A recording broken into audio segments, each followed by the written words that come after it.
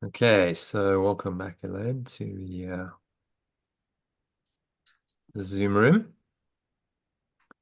Another Art of Letting Go live session. So let's jump into today's email. We'll just have a look at the quote for today.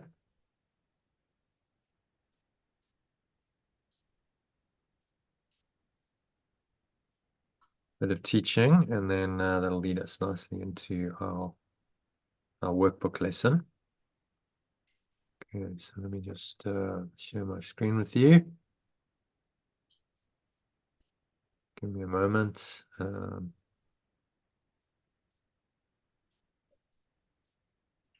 right, so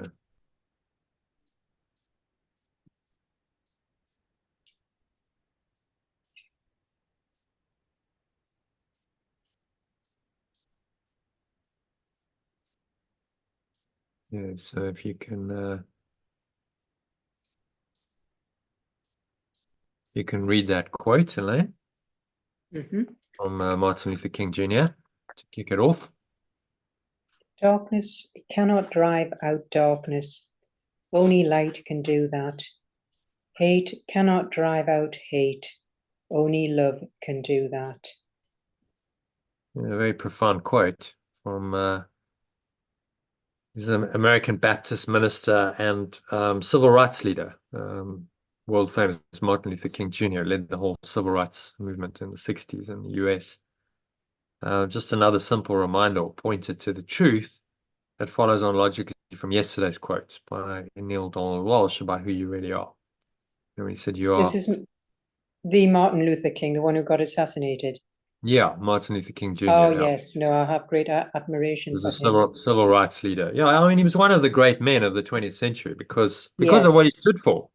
It was the principle of equality. The civil rights movement was really an expression of oneness, saying, we as African Americans deserve to be treated equally to whites because we're the same. We're not anything separate or different. And the principle is a spiritual one that underpins that. And he walked the talk, and he stood for the truth, and he was assassinated as a result. Yeah. As can happen with the bringers of the light, that the darkness doesn't like it. No, he was a So hero. Well and truly, he's up there with the heroes. Yeah. yeah, he was one of the great men because of the principles he stood for. Um, uh, and then that's inspiring. In the face of that darkness, I mean, they were facing deeply entrenched ego. White racists who were saying, no, we can't, we're not going to do this because they didn't. You got to understand how the ego works. For someone who's kind of not particularly self-confident. Let's say you're a white, they call them rednecks down in the US, not particularly educated or smart or intelligent. At least you can say that I'm better than a Negro. You see, that's the psychology. So that they want to keep the racism in place because at least they can then say, well, I'm better than a Negro, and that makes me feel a bit better about my own very limited dysfunctional self, you see. So that's what it comes down to. That's why there's such a deeply entrenched racism in some of these communities because they're actually not very self-confident, aware people, and so they feel insecure. And at least we now have one up on the Negroes. So, and of course the ego then doesn't want to let go of that imagined superiority because it's then part of their self-concept. There's actually a movie called Selma, I think, with Martin Luther King, where this is his life story, and then some of this is exactly his understanding of it. He said, the reason why this racism is entrenched is because these white guys don't, at least they can say that they're better than someone, and so they don't want to let go of that. Because if that's removed, then they just, we're all the same, and you are what you are, and you can't lord it over anyone. You can't say that you're better than anyone just because of the color of your skin. which is, I mean, when you look at it, it's bizarre, it's ridiculous, insane. You know, that kind of identification just with skin color. I mean, like, who cares really? But that's Absolutely. I've the always ego found mind. it peculiar. Even as a Mm. child, I used to find it odd. It's very odd. I mean, Very it's who cares? So the pigment of your skin, you know, is darker or lighter. Who really cares? But you see, the body odd. identification then makes that into something very important.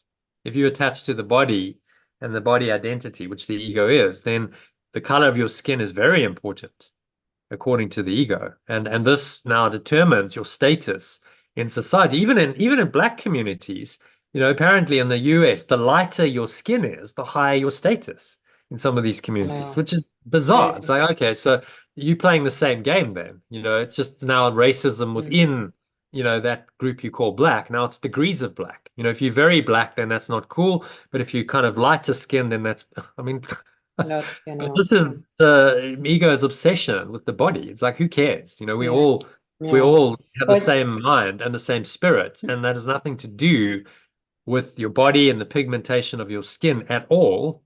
And that's really what someone like Martin Luther stood for. You know, the light is just that awareness that we are all the same, and that, you know, all of these the bases of separation that the ego has invented are just illusory. They're darkness, and if they are confronted as he did, they will ultimately go because they are not correct. And so, you know, what we've seen over the course of human history is a steady progression towards more light. You know, these kinds of beliefs, like, you know, racist beliefs and oppressing one group over another, you know, that has slowly but surely got worked out. It still happens, but it's kind of universally accepted now, by any sort of so-called civilized person, that that's not acceptable. You can't do that, even though it still happens, yeah. Whereas in the past, you know, it was quite acceptable. 200 years ago, they still had slavery. It was still, you know, only yeah, just under 200 years ago. Slavery was abolished in 1830 something. You know, so we're only 200 years out of slavery, but we are moving in the direction of the light. There's no doubt. Through the example of these kinds of people like Martin Luther King Jr., people like Nelson Mandela, Gandhi, you know, they carry the light and they show humanity, look, this is what is true and this is what is possible if you will hold it. So only the awareness of your true identity as the one self that we all share, the Christ, as we call it in ACIM terminology, can drive out the darkness, which in our alternative Go language we call limited awareness, and only light, which in our alternative language is pure formless awareness, can drive the darkness or limited awareness of false expectations appearing real out of your mind. So only that expanded awareness, light, pure formless awareness, can drive that limited awareness out. It's only these expectations or desires that cause us to suffer. And so they obscure our true, pure formless awareness, because the more important to us they are, i.e., the more attached we are to them, the more they engender fear that they won't be met and set us up to experience continual disappointment, otherwise known as grievances, when they're not met. So you see, we've covered this before, but it's worth looking at again. That desire or idle wishes, as Yeshua calls them in this passage from lesson 73, and grievances are just partners or co-makers in picturing the world that we see. So do you want to carry on with that quote? Just read the rest of it.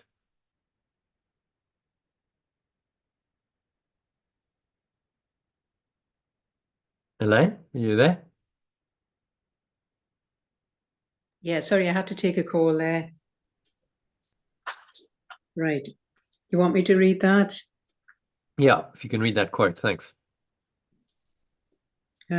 Idle wishes and grievances are partners or co-makers in picturing the world you see.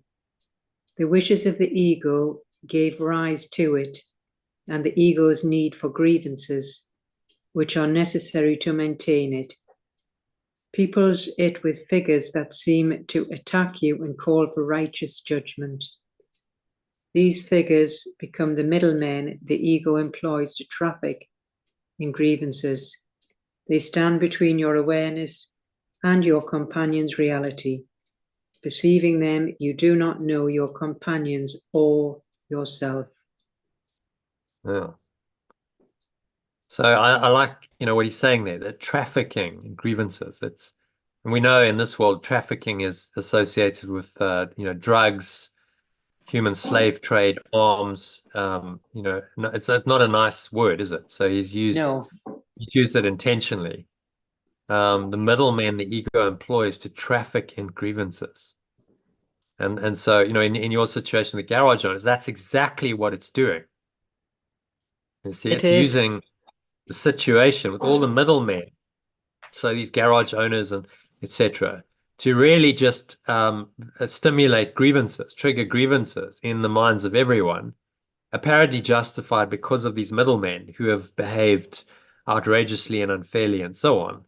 And actually, it's just all the ego using the characters in the dream to undertake this, what he calls traffic in grievances, which of course keeps it going, keeps the whole thought system separation very alive and well, and the entity, the individuals, believing that they are really separate and individual people.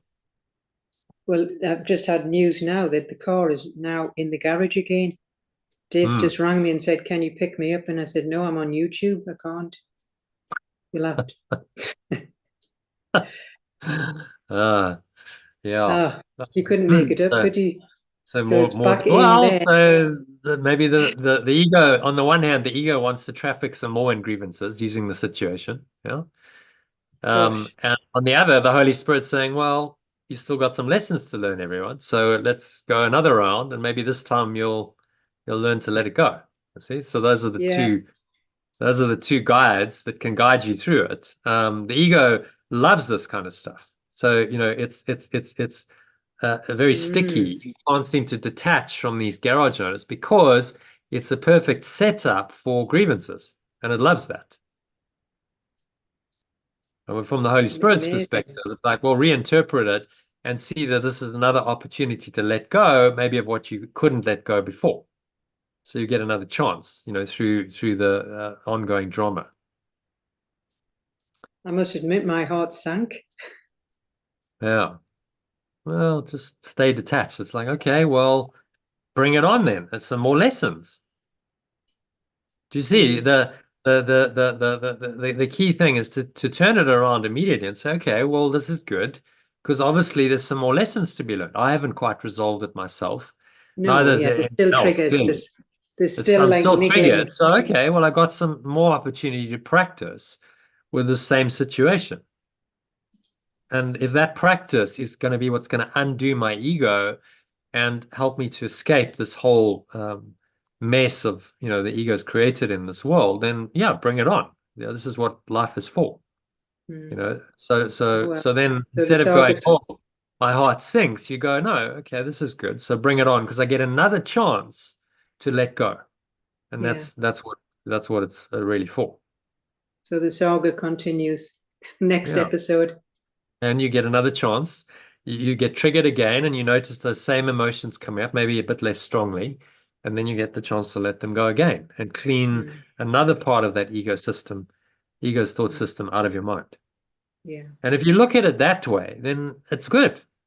All things are happening for you, you see. You can't say this is bad. No, it's exactly what you need to clear your mind of the ego.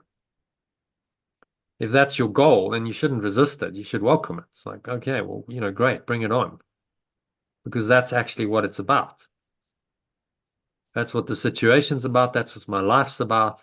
But you've got to keep reminding yourself of this thought system of the Holy Spirit. Otherwise, you can get sucked in to judging it on the level of form. And of course, then you're lost in the ego if you judge it on the level of form. Then it's really got you. So in this bonus session, which I can recommend, we talked about how our perceptions of anything in this world are always a result of our self-concept.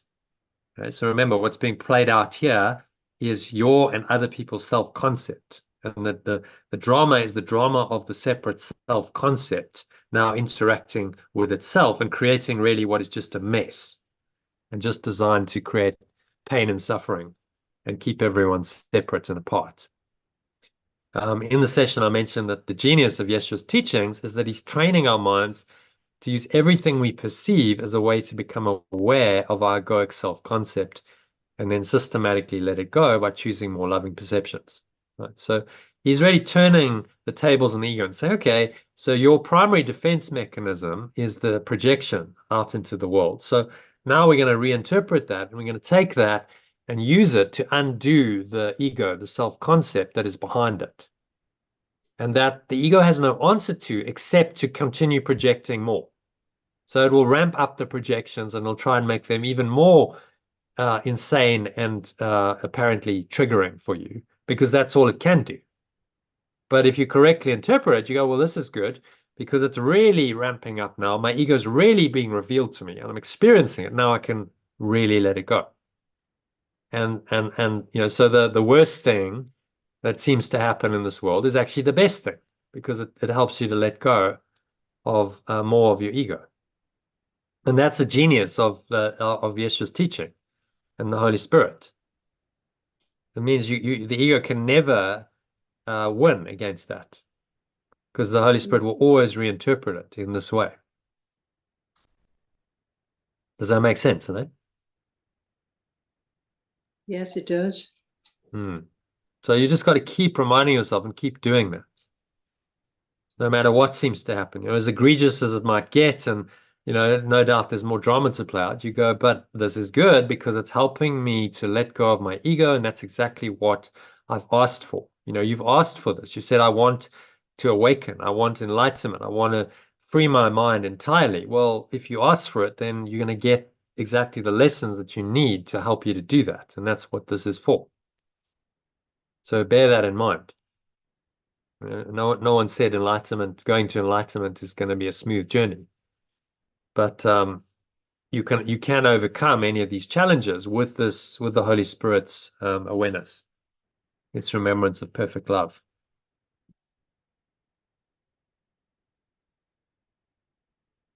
So I mentioned that the course is a spiritual path that you'll be on for the rest of your life if you really want to take its message of total liberation through radical forgiveness or complete letting go to heart, and that it has higher levels of significance, right? Higher or deeper levels of meaning that reveal themselves to you as you work with it over the years, and your own understanding deepens, making it impossible ever to get bored with it. Right? So as you work with this, these teachings take on even more meaning. And of course, you still get your lessons.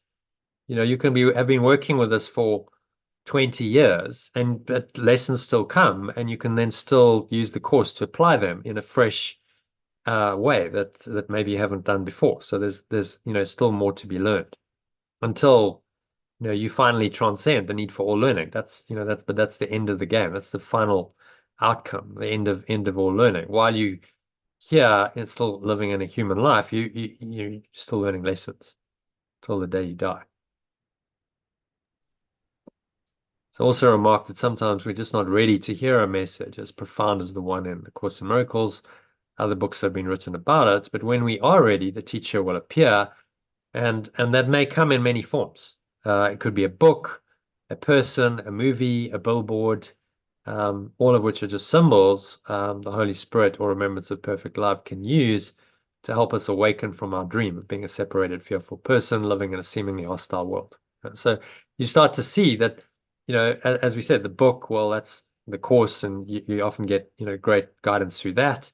It can be a person saying something. You could watch a movie and something really comes in to help you. A random billboard on the side of the road, a social media post.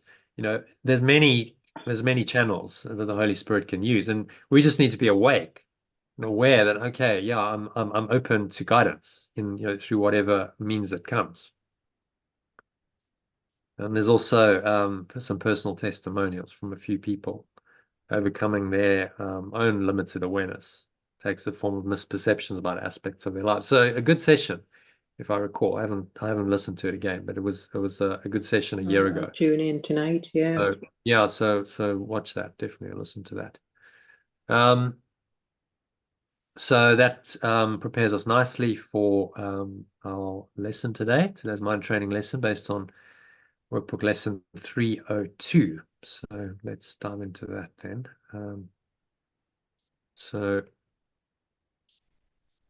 Let's just make sure we've got correct audio set up.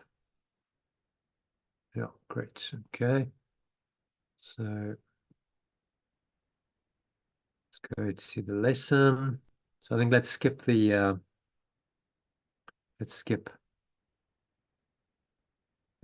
insert. We've got another 8 days of that, so we'll just go straight into the lesson, and then we'll probably be able to do the manual for teachers.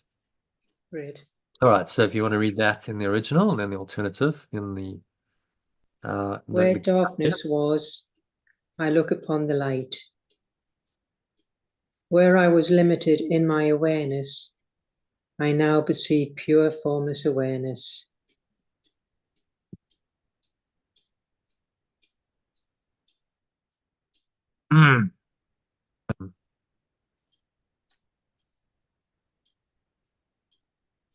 Let's get my microphone back. So what's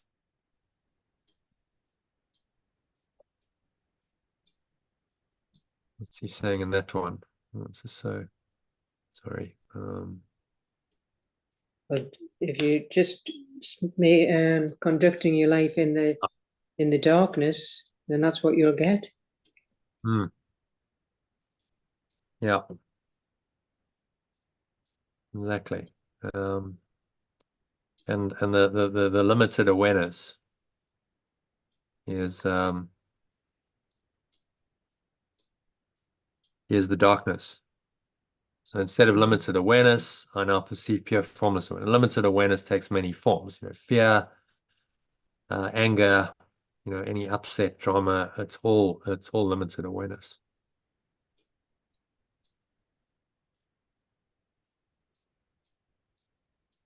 Okay, so if you want to read number 1 in the original and the alternative.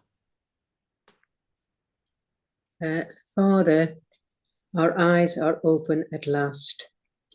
My source, my eyes are open at last. Your holy word. Opening. Yeah, my eyes are opening at last. Yeah. Oh, our eyes are opening at last. Your holy world awaits us as our sight is finally restored and we can see. Your innocent world awaits me as my true vision is finally restored and I can see truly. We thought we suffered. I thought I suffered. But we had forgot the Son whom you created. But I forgot the extension whom you extended. Now we see the darkness in our own imaging, and light is there for us to look upon. Now I see the limited awareness in my own imagining, and pure formless awareness is there for me to perceive. Christ's vision changes darkness into light, for fear must disappear when love has come. My true self's vision changes limited awareness into pure formless awareness, for fear must disappear when love has come. Let me forgive your holy world today, that I may look upon its holiness and understand it, but reflects my own. I choose to let go of my misperceptions of the world today, so that I may look upon the pure formless awareness that underlies it and understand that this only reflects my own true awareness. I read it, the alternative. Yeah. Your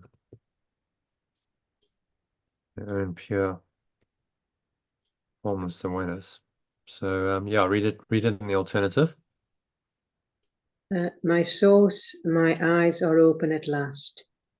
Your innocent world awaits me as my true vision is finally restored and I can see truly. I thought I suffered, but I forgot the extension whom you extend. Now I understand that limited awareness is my own imagining, and pure formless awareness is there for me to perceive. My true self's vision changes limited awareness into pure form awareness, for fear must disappear when love has come. I choose to let go of my misperceptions of the world today, so that I may look upon the pure formless awareness that underlies it and understand that this only reflects my own pure formless awareness. So it's saying that my source,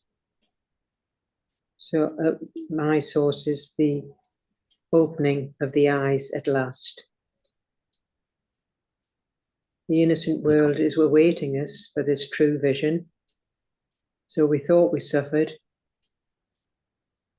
but that was only in the limited awareness, in our own imaginings. Whereas our true self will change this limited awareness, and this will disappear, and love will be replaced by it. So if we let go of these misperceptions today, then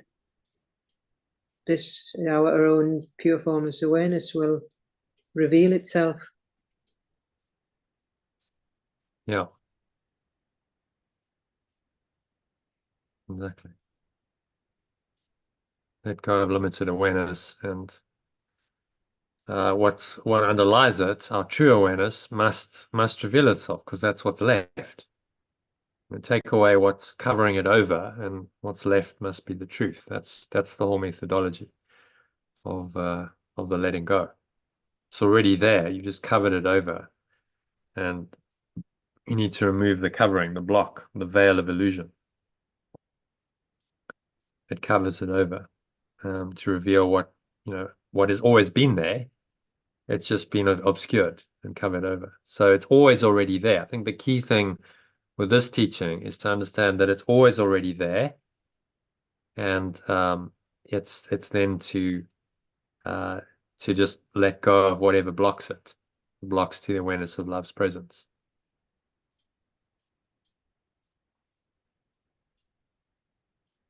All right. So happy with number 1. So number 2, our love awaits us as we go. Our love awaits us as we go to him and walks beside us, showing us the way. My perfect love awaits me as I go to it, and it is always beside me, showing me the way. He fails in nothing. It cannot ever fail. He, the end we seek, and he, the means by which we go to him. This is the end. There's a cursor in the way. Oh, I seek, seek, and this is the means by which I go to meet it. Okay, and then first from the top in the alternative. My perfect love awaits me as I go to it, and it is always beside me, showing me the way. It can never fail. This is the end I seek, and this is the means by which I go to meet it. Yeah. So thoughts on that one? Well, it's very comforting, isn't it? It can never fail us ever. So it's just sitting there waiting for us to choose. Yeah. So, yeah. Go for it. Yeah, it's always there. You just got to uncover it. That's the comforting thing. It's not like you have to grow into it. There's two prime, sort of ways of doing any kind of spiritual or personal growth journey. The one is growth, saying, well, I've got to grow and become something more than I am now, which the assumption is that you're not quite good enough as you are, so you've got to grow and become better. And that's what the whole personal growth movement is about. And then there's this teaching of that, well, you already are there. You already have this awareness. You already are perfect. And your growth, what looks like growth, is really just a letting go of your false self. So you could call that growth, but actually you're just shedding these layers of falsity to reveal the true self that you really are. It was always there.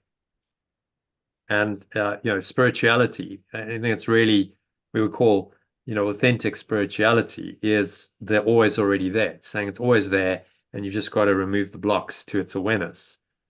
The other one perpetuates a system of desire. I'm always trying to get somewhere else. I'm trying to grow and become more and more, and it never ends. When does growth stop? When does it ever end? When do you grow into something that's enough? Well, when you realize that you always were enough, that's the whole point. If you follow that path, eventually you will probably get to the realization that it's actually already there. What you were looking for was always there. You just couldn't see it because you're so busy looking for it and striving for it. That's exactly what the Buddha, the awareness he came to. He was striving and striving for this enlightenment. And then finally, when he let go and he gave up on the striving, he realized that it was always already there. It was there already, but he just hadn't seen it for 7 years because he was so busy pursuing it. Yeah. So sometimes we have to go through, I've got to grow and become something more. And then eventually you go, well, actually I was, the outcome of that eventually will lead you to the truth that you were always perfect. You just didn't realize it. Yeah, sometimes you can notice that. You can notice so in some ordinary people, they don't do any spiritual seeking or do anything. You can just see that they're just in their source.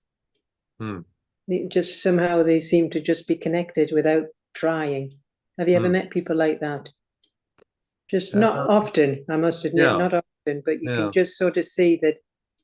Yeah, maybe one or two. Yeah, they're just actually quite comfortable with themselves, and they're not striving or desiring. They're just kind of, I'm okay as I am. Very lucky. It's really, you do find them. Yeah. Yeah, it's because rare, they're content. They're content with their lot. They accept the good with the bad. They just They like, well, and that's spiritual practice, but they don't have necessarily any formal path. They've just kind of learned that in their life experience. Just getting on with life is ordinary, ordinary folks just getting on. Yeah. Not often, but you do occasionally just think, actually, funnily enough, the nurse who fixed up my wound, when I damaged my shin. Yes. I was just chatting to her, and she was like, well, actually, funny enough, I'm one of those people who's content with my lot. Said, I don't want to become. I said, are you a nurse? She said, no, I'm a nursing assistant. And I said, oh, are you aiming to become a nurse? She said, no, I'm quite happy because that's more stress. She said, I'm quite happy with what I'm doing. I'm one of those people who's just content with my lot. I'm like, okay. So you do meet them. Occasionally, they don't need to try. They're just naturally not seeking, no nothing. They just know life and death, and they just they're just so they okay. They're content fortunate. as they are, and that's of course the whole point. Can you just be content as you are right now without any seeking or striving? Because if you're not okay now, will you ever be okay now?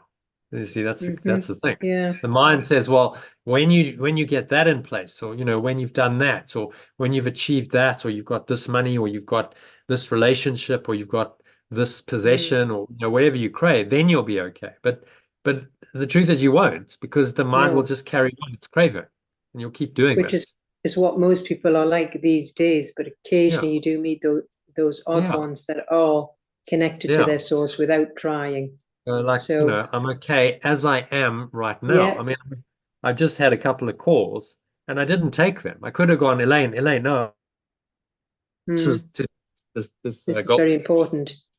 Very important. No, but I'm like, okay, it can wait. You know what I mean? It can. This is because actually the spiritual practice is most important, and that they can probably manage without me for an hour or two until I finish, and then I'll catch up on it. So okay, so where we at? But if I was attached, I would go, oh, Elaine, sorry, I've got to go now. You interrupt the session because this is a multi-million-dollar deal. You're more than welcome to go and catch it. Gosh, because then because it's like, well, I'm busy. I'm in a session, and I'm dedicating the time to this. It's like that can wait, an hour or two, and then I'll catch up. They're probably having a conversation without me, and I'll catch up on whatever it is. But you see, that's the mind's ability to detach and go, okay, I'm not. It's like whatever, and almost by letting go, what this actually needs is the letting go. The letting go energy will make it flow forward. See, so these are the kinds of decisions that often we call to make, and that's all part of the learning. So we have to undertake through our life experiences. Oh, so all good. All right. So any other thoughts on this lesson? No, that's good. Yeah. Yeah. Good Okay. lesson. So what I'm going to suggest is we go straight into the manual for teachers. Yeah. Yes. 5 paragraphs. Let's do that, and then if we have time at the end, we'll do a med. I've got to Right. go in about an hour. Yeah, and I may just- need to go and pick Dave up as well. So yeah. Yeah. All right. Okay. So let's look at it. Number 19. So what is justice? All right. So it's just didn't work so well. It keeps bombing out.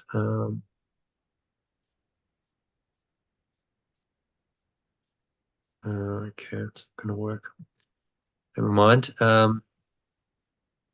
Just being recorded on the wall. Okay, so this one is section 19 of the Manual for Teachers.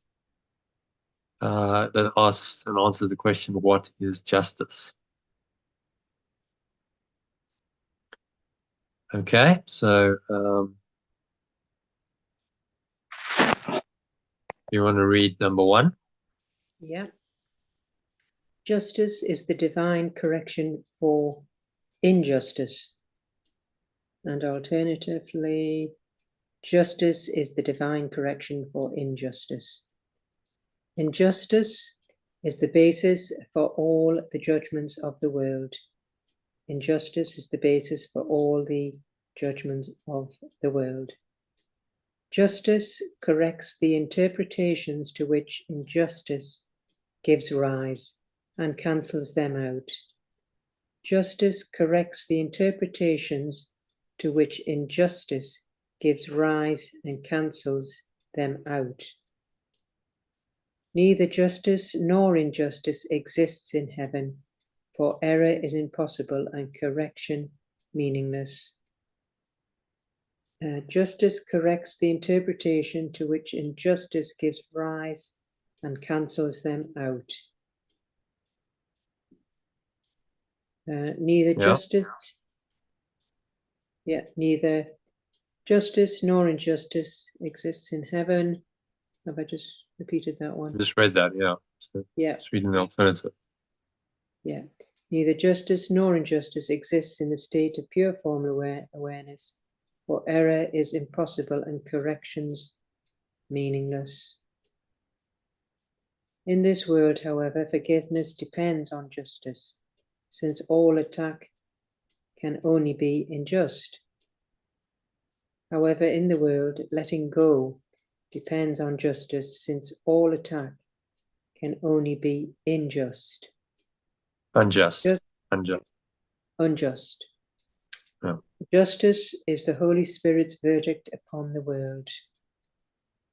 Justice is the remembrance of perfect love's verdict upon the world. And except in his judgment, justice is impossible, for no one in the world is capable of making only just interpretations and laying all injustice aside. Justice is impossible except in judgment, for no one in the world is capable of making only just interpretations and laying all injustice aside. So letting all injustices go. And that's accepting its judgment. So saying the only way you can ever get justice is through the Holy Spirit.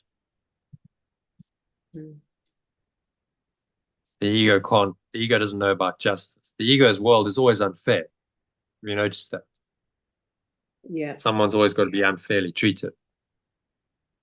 And there's always going to be injustice because that's what the ego requires in order to create the separation. Mm. So the only just interpretation is this isn't real. None of this is true. None of it's real. It has no reality. It doesn't really affect pure formless awareness of perfect love in any way. That's divine justice in any situation.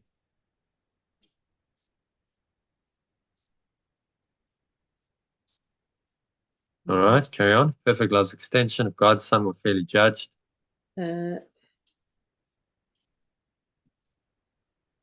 What number? 8. Number 8, yeah. Yeah.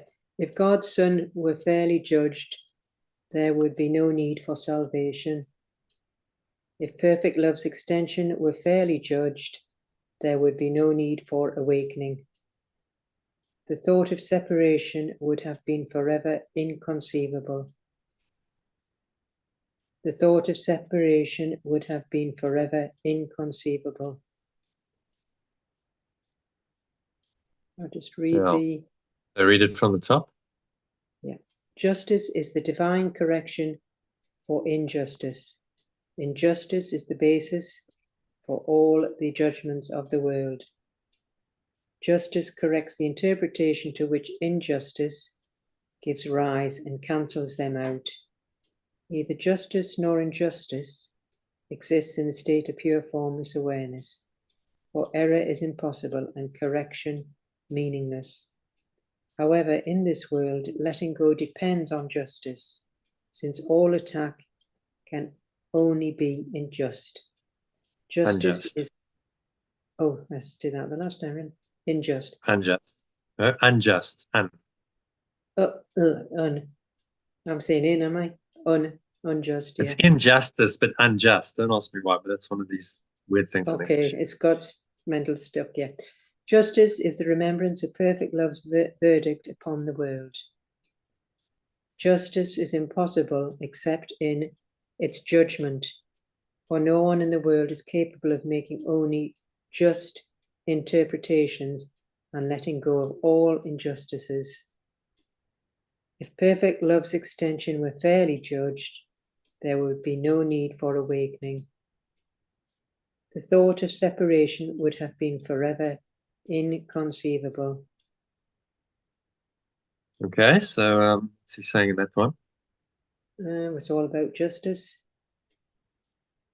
and the correction, and that if you were in the remembrance of perfect love, doesn't, injustice or justice doesn't exist. So making only just interpretations and letting go of all injustices. So if perfect love's extension were fairly judged, there would be no need for awakening. So the thought of separation would have been forever inconceivable.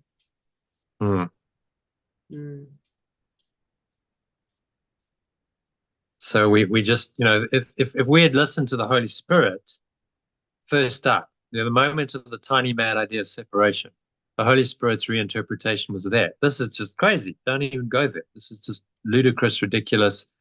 It's not true. It's not real. Let it go. No, okay, we'll just let it go. But we didn't. We were curious. We went, oh, that's a nice idea. Let's see where that one goes. And then we played with that idea. We made it real.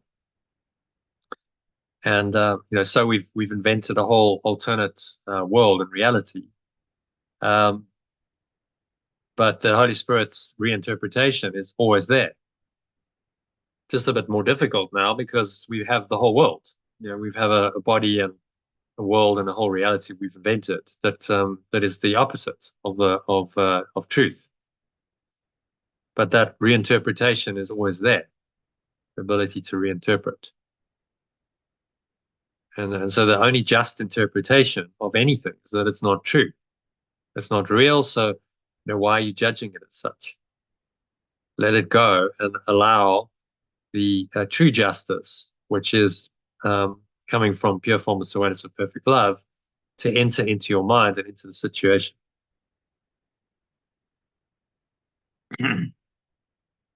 As he said, the thought of separation would have been forever inconceivable if perfect love's extension were fairly judged. Because we are forever whole, complete, and perfect in and as extensions of perfect love, and any other judgment, the ego's judgment, we are separate from that, is false and wrong. So thought of separation would have been forever inconceivable, as it still is. So in truth, it's inconceivable. So we now just need to realize that while caught up in the midst of the inconceivable. The inconceivable is playing out every day, every moment in this world, and yet it remains inconceivable. It remains an impossible idea. And that is what true justice is, that understanding that it's just impossible and is actually forever inconceivable. All right, happy with that? Mm-hmm. Go to number 2 then. Justice, like its opposite, is an interpretation. Justice, like its opposite, is an interpretation. It is, however, the one interpretation that leads to truth. However, it is one interpretation that leads to truth. This becomes possible because, while it is not true in itself, justice includes nothing that opposes truth. This becomes possible because, while it is not true in itself, justice includes nothing that opposes truth. There is no inherent conflict between justice and truth. One is but the first small step in the direction of the other. There is no inherent conflict between the justice and truth. One is only the first step in the direction of the other. The path becomes quite different as one goes along. The path becomes quite different as one goes along. Nor could all the magnificence, the grandeur of the scene, and the enormous opening vistas that rise to meet one at the journey, as the journey continues, be foretold from the outset. The path becomes nor could all the magnificence, the grandeur of the scene, and the enormous opening vistas that rise to meet one as the journey continues, be foretold from the outset. Yet even these, whose splendor reaches indescribable heights as one proceeds, fall short indeed of all that wait until the pathway ceases and time ends with it.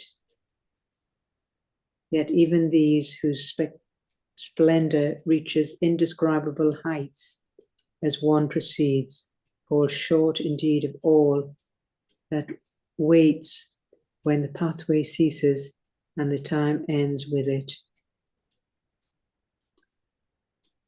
But somewhere one must start. But I must start somewhere. Justice is the beginning. Justice is the beginning. Okay, read that from the top in the alternative.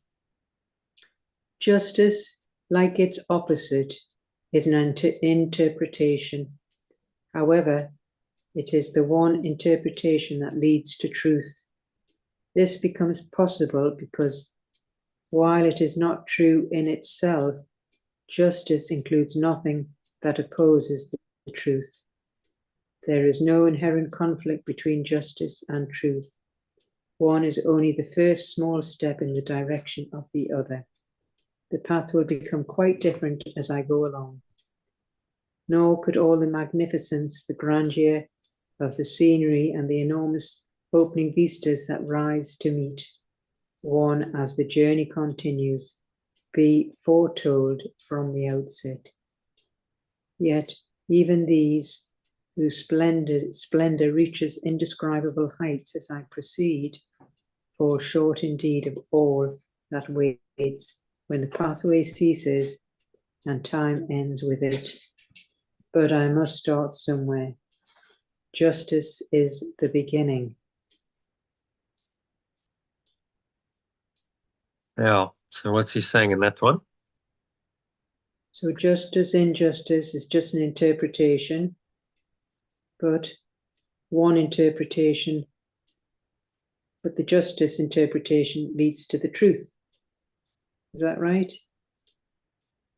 Not the injustice. Yeah, justice is one small step in the direction of truth. So whenever I say, okay, I'm going to let this go and accept the Holy Spirit's interpretation, that's divine justice in action. And it's the first small step as you take these steps in the direction of ultimate truth, which he's saying is, the splendor. He's trying to use worldly analogies, grandeur of the scenery, the enormous opening vistas. He's actually talking about the inner world that unfolds. Rise to meet one as the journey continues. You have no idea when you start, what's in it. Imagine you at a crossroads, the Holy Spirit's saying, go this way. And, the path looks like, okay, well, I'm not so sure. Doesn't look that certain. And then the other path is the ego's, and that's going towards a city. And the ego's saying, oh, come with me. Lots of, lights and attractions and stuff to do there.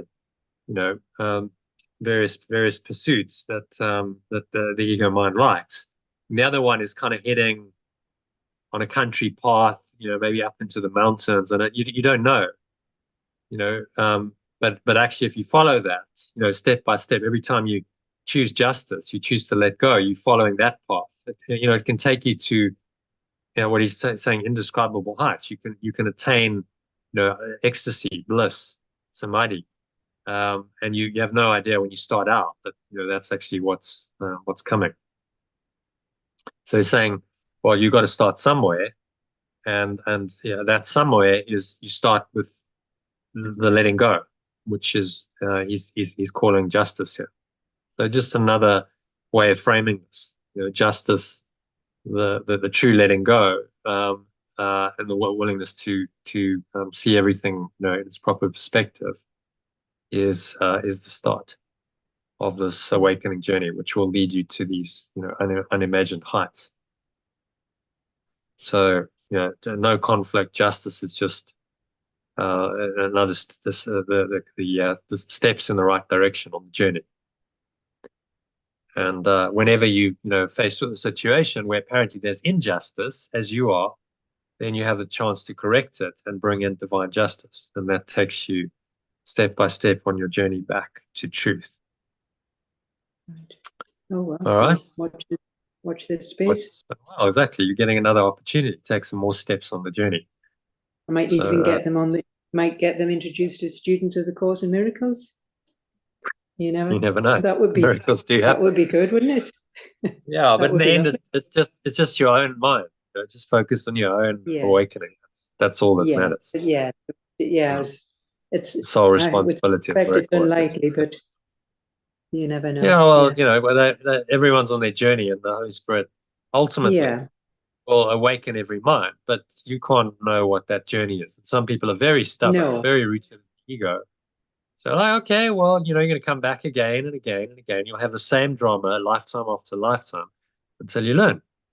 That's how it goes. That's common. Yeah. So, they'll get it eventually, but it might be in another 10 lifetimes. They might have to go through, so much conflict that it becomes so painful that eventually they go, okay, I can't do this anymore. Got to find another way. And then, then they become open. But until that point, well, carry on, then. Carry on suffering in the ego. All right, so number 3. Yeah.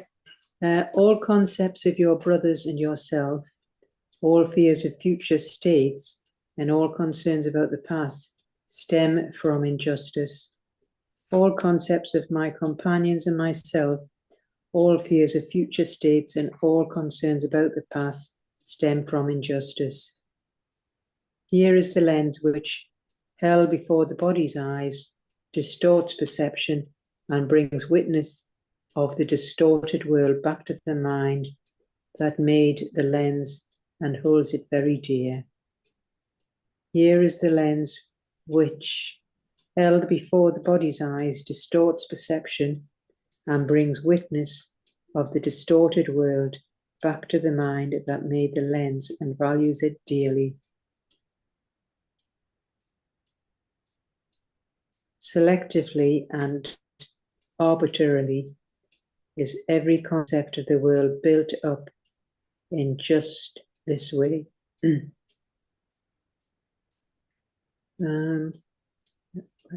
Every concept of the world is selectively and arbitrarily built up in just this way. Sins are perceived and justified by careful selectivity in which all thought of wholeness must be lost. Sins are perceived and justified by careful selectivity in which all thought of wholeness must be lost. Forgiveness has no place in such a scheme, for no one sin but seems forever true. Letting go has no place in such a scheme, for every sin seems forever true. So read that from the top in the alternative. All concepts of my companions and myself, all fears of future states, and all concerns about the past stem from injustice. Here is the lens which, held before the body's eyes, distorts perception and brings witness of the distorted world back to the mind that made the lens and values it dearly. Every concept of the world is selectively and arbitrarily built up in just this way. Sins are perceived and justified by careful selectivity in which all brought of wholeness must be lost. Letting go has no place in such a scheme, for every sin seems forever true.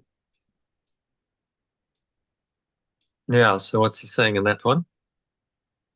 Well, talking about the companions when they're in there, well, they're describing all fears are from either the future or the past, which they all stem from injustice.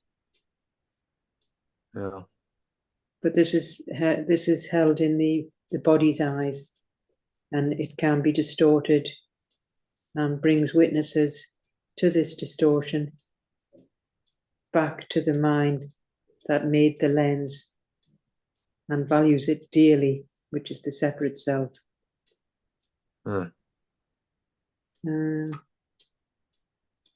It's about the sins and how we carefully select these sins. But what's that? All thought of wholeness must be forgotten. So it just completely forgets its... Yeah. It's the veil of illusion. So it covers over. By focusing on the sins, it distorts your perception. You forget who you are. And in that conception, letting go has no place. The ego is like, whoa, letting go is completely ridiculous, insane. You can't let it go because it's really happened. And, it's a sin forever. Sin must forever be true. Once it's happened, it's forever true, and you can't ever let it go. What a bind the mind has put itself into, right? So you can never let go of any of these sins. And so, of course, then the ego system becomes eternal. It's entrenched itself then in our minds, what's seemingly forever, which is why time has gone on for so long. Because the apparent, the idea of sin and guilt, which is absolutely the foundation of the ego, has been going on forever. Since the dawn of humanity, and since religious teachings have come, this is the issue where we seem to be sinful and guilty, and there's all this dysfunction and pain and suffering that human beings experience. Why? Well, because we cannot let go of this idea of sin. And Yeshua came in to reinterpret that all for us and say, but actually, the Son of Man can forgive sins. You can let it go. In other words, you can let it go as a person. You can let go of your belief in sin, and then you're healed. And then you're back in connection with your source, because only the idea of sin and guilt and all of its consequences is what denies your source in your mind. So we must let go of the sins and not engage in this very selective perception that sin and guilt entails, which destroys wholeness and makes the sin seemingly forever true.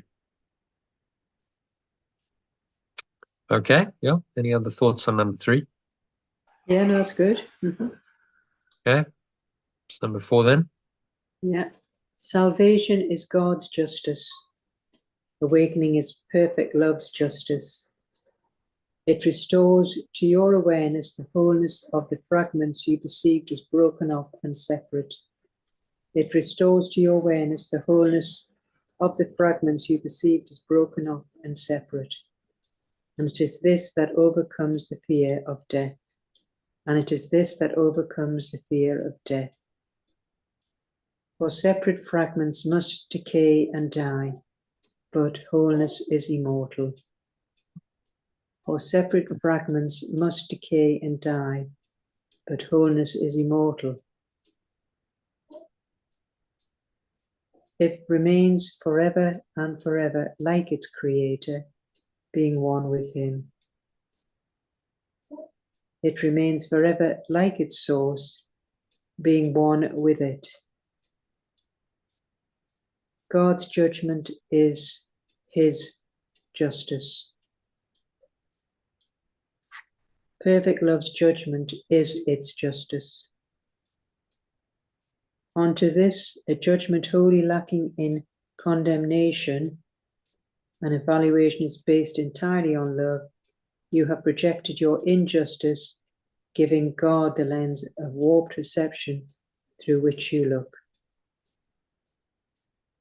I have projected my injustice onto this, a judgment wholly lacking in condemnation, and an evaluation based entirely on love, giving pure formless awareness of perfect love, the lens of warped perception through which I look. Now it belongs to him and not to you. Now it seems to belong to it and not to me. You are afraid of him and do not see your hate and fear yourself as an enemy. I'm afraid of it and do not see I hate and fear my capital self as enemy. Okay, so read that from the top. The alternative. Awakening is perfect love's justice. It restores to your awareness the wholeness of the fragments you perceived as broken off and separate. And it is this that overcomes the fear of death. For separate fragments must decay and die, but wholeness is immortal. It remains forever like its source, being one with it. Perfect love's judgment is its justice. I have projected my injustice onto this, a judgment wholly lacking in condemnation, and an evaluation based entirely on love, giving pure formless awareness of perfect love, the lens of warped perception through which I look. Now it seems to belong to it and not to me. I'm afraid of it and do not understand I hate and fear my capital self as an enemy. Okay, so what's he saying? Summary So, there. well, the awakening is the perfect love's justice. It restores all the wholeness from the fragments broken off from our separate self. And this is when we can overcome the fear of death. Because otherwise, separate fragments just decay and die, whereas the wholeness is immortal. So to stay in our source, being one with it, then this is perfect love's judgment is its justice. So that's the definition there. But of course, we have projected injustices onto this. So we end up being afraid of it and do not understand and hate and fear this capital self, and we see it as an enemy while we're in this fragmented state, separate state. Yeah. So it's a veil of illusion, projected my injustice onto the pure formless awareness. So it's a veil of illusion that covers that over. And then I attribute my own warped perception to God, and I invented God in that image, giving pure formless awareness, perfect love, the lens through which you look. So then we make God into a judgmental, fearful, wrathful, vengeful God, which is what many religions have done. Now it seems to belong to it and not to me.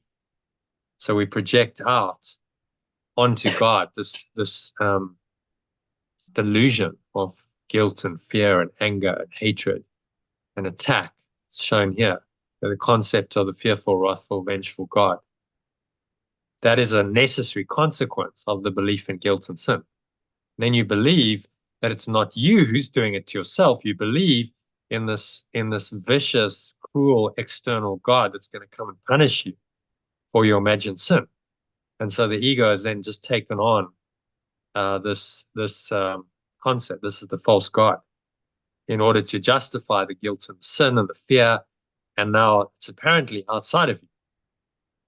Now it seems to belong to it and not to me. So apparently God is the judgmental one and not me. So you see how we project it out, we externalize it. I'm afraid of it and do not understand. I hate and fear myself as an enemy. Right? I've set this up. This is my own self-concept that I've set up. This is a false God that I actually hate and fear. But it seems now to be, something real that I've endowed with some kind of reality. But it's actually just my own false self-concept projected out, which I'm hating and fearing. Does that make sense? Mm-hmm. Yes. Yeah. So if ever you want clarity, can you see how this diagram came? Because it's all in the text, and in this case the manual for teachers, but it just needs to be put diagrammatically so you understand how this whole can of worms of the ego unfolded from the tiny mad idea of separation, how we came down the ladder of separation, and this whole thought system got miscreated, and therefore what the way out is. Because the Holy Spirit just looks on all of these illusions and says, this is just not real. That's divine justice. Not true, and it's not real, so you can let it all go. Mm-hmm. All right, so happy with number 4. Let's go to number 5. This is the last one. Yeah. Yeah. Pray for God's justice and do not confuse his mercy with your own insanity.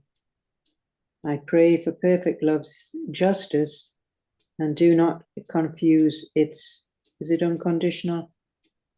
You have another word for mercy in the... Yeah. Do not confuse its unconditional love with my own insanity. Perception can make whatever picture the mind desires to see. Perception can make whatever picture my mind desires to see. Remember this. I must remember this. In this lies either heaven or hell, as you elect. In this lies either the state of pure formless awareness or victimhood and suffering, as I elect. God's justice points to heaven just because it is entirely impartial. Perfect love's injustice points to the state of pure formless awareness just because it is entirely impartial. Yeah, that's justice, not injustice. Perfect love's justice. Oh, right. Right. So it accepts all, it accepts all evidence that is brought before it. omitting nothing and assessing nothing as separate and apart from all the rest. It accepts all evidence that is brought before it, omitting nothing and assessing and indefensibly.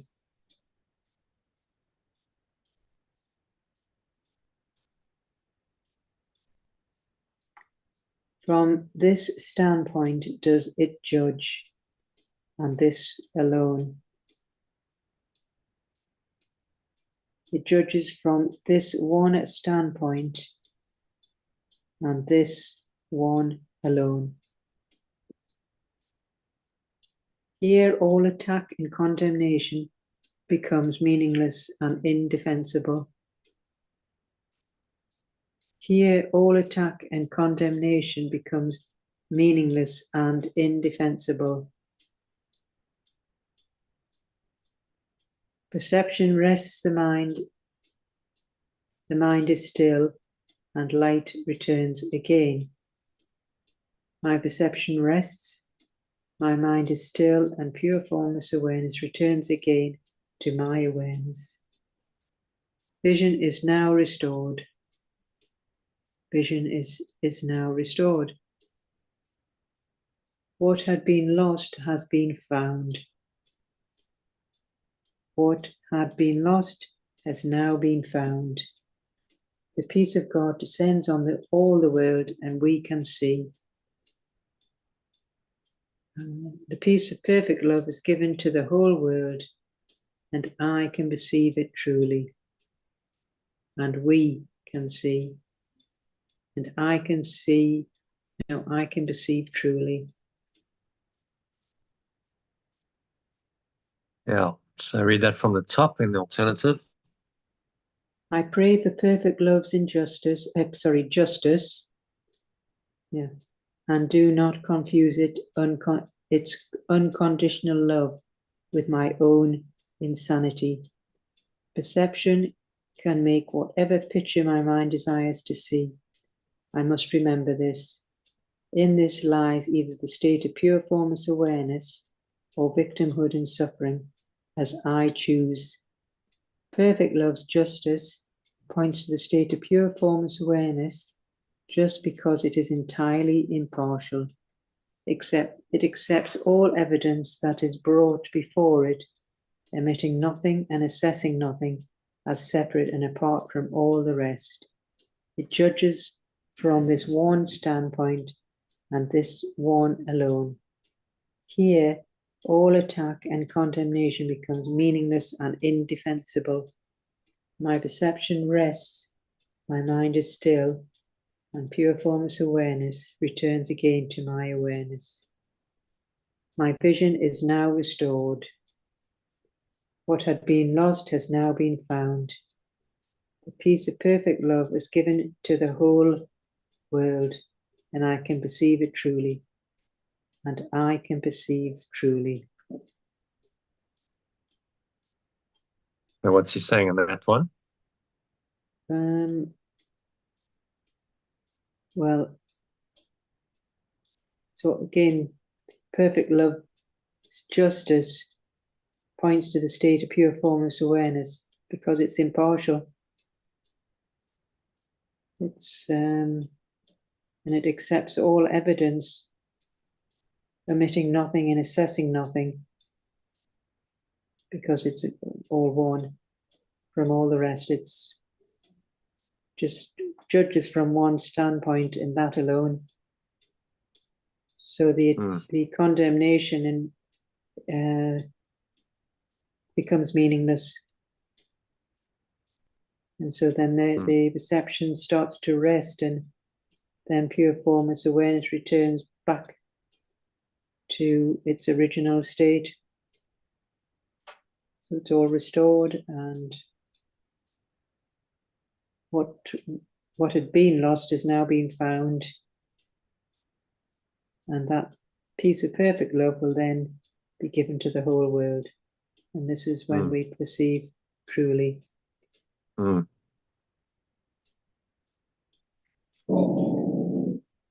Yeah, nice summary. So, we see what we want to see. We perceive what we want to perceive, and it's a choice. You choose to be one self and listen to the Holy Spirit. You choose to be a separate self and perceive everything from that lens. And that's the choice we have. Okay, so then just read the summary briefly. In my understanding, justice serves as a divine counter to injustice, which is the basis of worldly judgments. Justice corrects misinterpretations caused by injustice and is meaningless in the state of pure formless awareness, where error is impossible. In this world, however, letting go relies on justice, as all attacks are fundamentally unjust.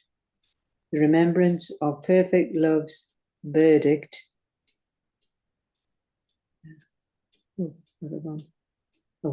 perfect love's verdict on the world epitomizes true justice, unachievable by epitomizes. Sorry? Epitomizes.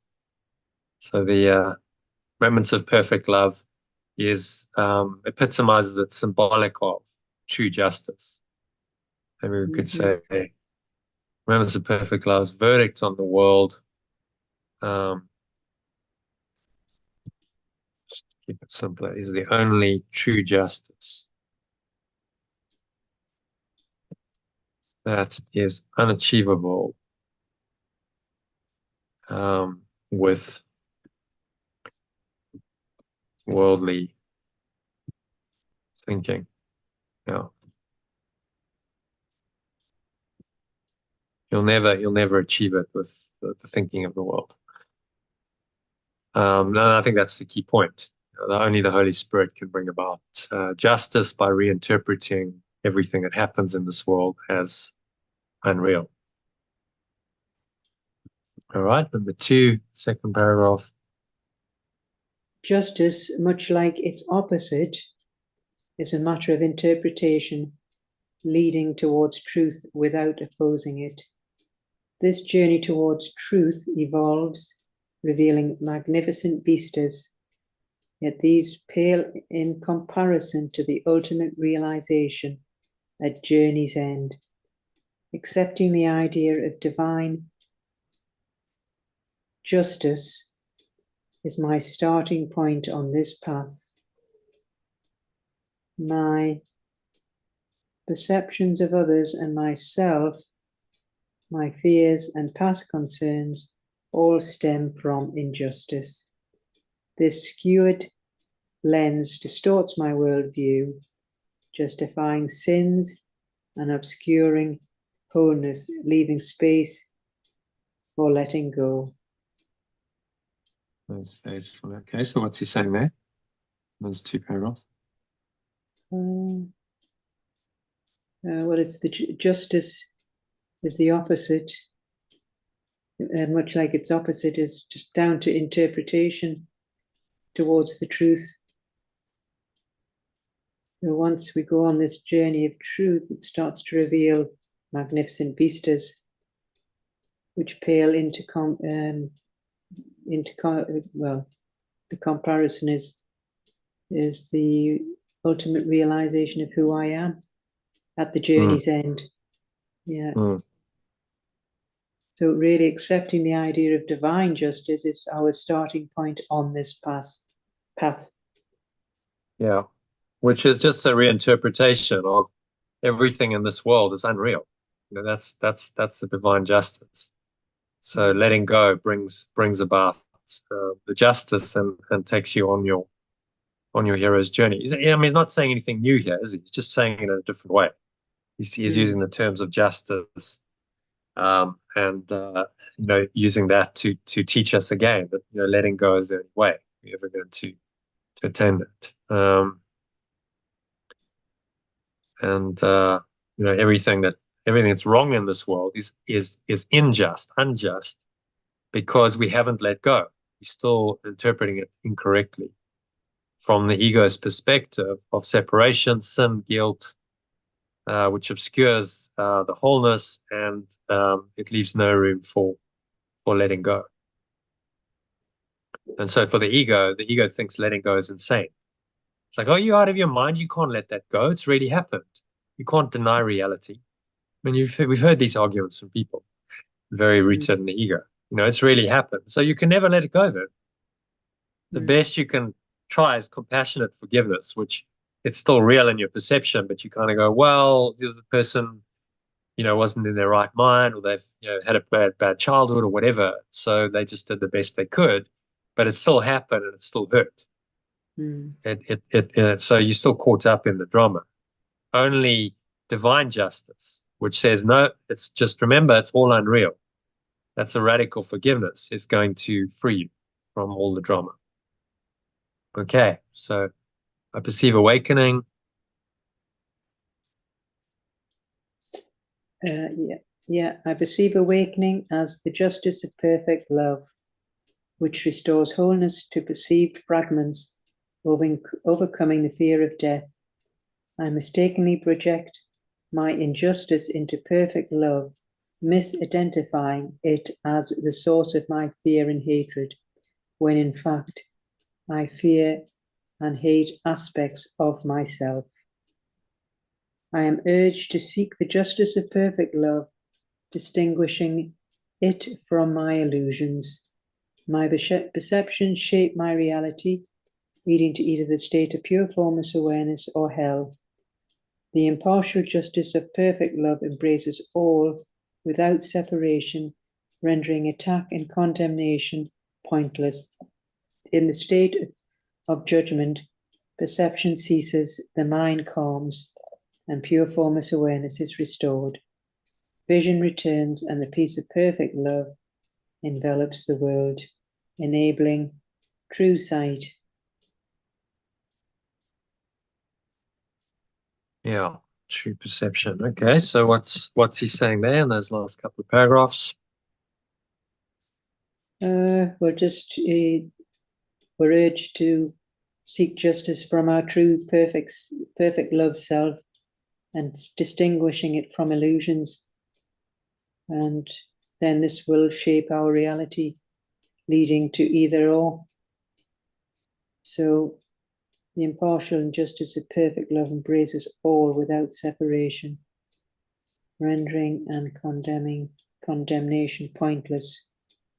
So this is when we're in this state of divine judgment, perception ceases, and this is when the mind calms and our true pure formless awareness is restored. And then this is when the peace of perfect love envelops the whole world. So we're all enabling this true perception. Yeah, so he's just giving us another roadmap home through the hero's journey, saying this path of accepting divine justice, which means radical letting go, is the way home. It's the same message he's given us the whole course, but he's just using the idea of justice here to teach it. Okay, and then just the key message, one paragraph, summarize it all. In my understanding, justice is divine response to injustice, leading me towards truth and awakening in pure formless awareness of perfect love. It corrects worldly misinterpretations and fears, ultimately restoring wholeness and peace, guiding me away from fear and illusion towards true perception and harmony. Yeah, very nice. I'll have a bit of that. Yeah. So the same teaching, he's just talking about it in terms of justice and injustice. And it's always useful to remember, I think it's particularly when you're faced with injustice in the world, that the only true justice will come through letting go. Yeah. You're not going to get justice any other way. So you can try as you might with your ego, and you try and even the scales, and you try and get revenge and all that. It's not going to bring justice. In fact, it's just going to make the situation worse. It's going to be unjust to you and to everyone else, because you're judging it as real. You're making an error. so how can an error ever lead to justice? A correction is like, okay, I need to see it correctly. It is all illusion. It's all false. And, I see it correctly as such. And that will lead you towards the truth, which is the correction of all the errors. And that's the divine justice, is that everyone ultimately will be restored to their true awareness, pure formless awareness of perfect love, which is the truth. And this entire world of drama and all the pain and the suffering will just be undone. And everyone deserves that. Everyone, no matter what errors they've made, everyone deserves that salvation, that awakening. And when you see that, then you can extend, even if someone is confused about who they are, as these garage owners are, you can still see that ultimately they are still the sons of God, extensions of perfect love, and they still deserve divine justice. Yeah. And so who are you to deny them that? Oh yeah, no, I get that. It's, as I say, yeah. Obviously but I had that ego attack in the middle of the night, but yeah. That was obviously the ego in its revenge and suffering and pain, and it's trying to bring justice in another way. It's saying, well, let me take charge of the situation and I will bring the justice. That's what it was doing. And of course, that's not going to be justice. It's going to be more unjust and more unfair. Yes. And no one's going to go on forever and ever. It'll go on for a long time. Yeah, I can imagine. Exactly. Yeah. So good lesson. Keep practicing. And I don't think we've got time for meditation. I've got to go. No, and I think I better go and pick Dave up as well. Got to go. Yeah. All right. So we've got to do our worldly things. I'll see you tomorrow. Do you afternoon or evening session tomorrow? I can do either. I think probably better the evening, actually. Yeah, the evening. But can always speak tomorrow because I'm not sure yet. Because I'm either all or. Right. See you tomorrow. Okay. Thanks very much, Jono. Right. Okay. Namaste. Namaste. Bye. All right. So thanks to Elaine for joining. Good session. Key message again is to letting go is divine justice. It's the only way out. That's gonna bring you back home to the ultimate truth. So start taking the first step, particularly when you feel like there's an injustice that's gone on. Your job is to let it go. So if you enjoyed that, then do join us in our next masterclass that's happening in January. I'll talk about the Master Letting Go course, which is a 6-week program to introduce you to this, as well as the 1-year program to really transform your life through these powerful ideas in the Course in Miracles. You can also subscribe to the channel if you're not already subscribed to get notified whenever I go live, which is 6 days a week, as well as any other videos I upload, which there will be more next year. And finally, if you liked some of the material I shared up front, the inspirational quote, the daily lesson, and the teaching, then go to lifepool.com to sign up to my Telegram group, and I'll send you that stuff free on Telegram every day. Okay, so hope to catch you on the inside. Thanks for listening or watching to this live stream or recording, and namaste, which means the divine just self in me honors that same divine just self in you. Peace.